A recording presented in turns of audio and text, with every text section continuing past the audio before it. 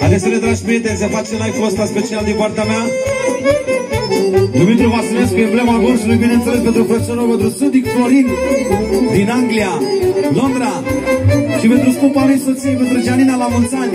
Și din partea lui Florinel, și din partea noastră a orchestrei Lăutarii Gorjului. Să aibă noroc și fericire, sănătate maximă.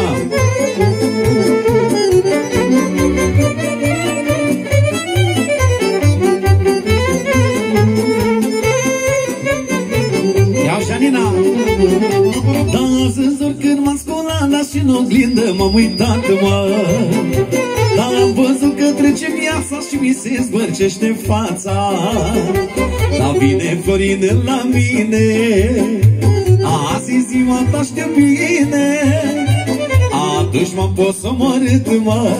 Au că încă un an n-a mai trecut, mă.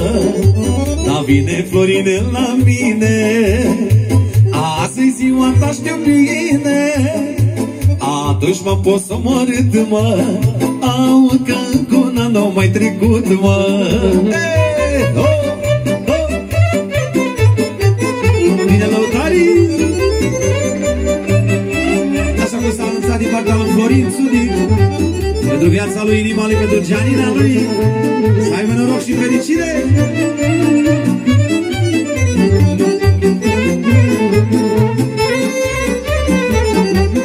Ia-ți acum! Dar îmi spune Florinel mie la mulți ani cu bucurie. Dar mă sărută, mă răsfață cu făcea în cinereață. Dar îmi spune Florinel mie la mulți ani cu bucurie. Dar mă sărută, mă răsfață cu făcea în cinereață. Prietenii și-ai mei dușmanii, dar toți-mi poartă la mulți ani, mă. Dar nici Florinel nu mă iartă, păi la mulți ani, dragă nevastă. La prietenii și-ai mei dușmanii, mă. Dar toți-mi cântă la mulți ani, mă. Nici Florinel nu mă iartă, păi la mulți ani, dragă nevastă. Hey, hey, hey, hey.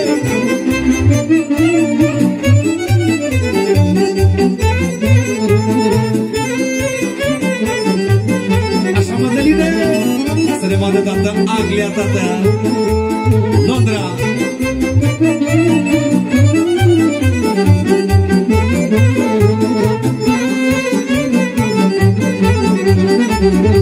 Prietenii și-ai mei dușmanii, mă. Dar toți-mi cântă la mulți ani, că nici Florinel nu te iartă, păi la mulți ani, dragă nevastă. Prietenii și-ai mei dușmanii, mă. Dar toți-mi cântă la mulți ani, dar nici Florinel nu te iartă, păi la mulți ani, dragă Gianina, la la la la la.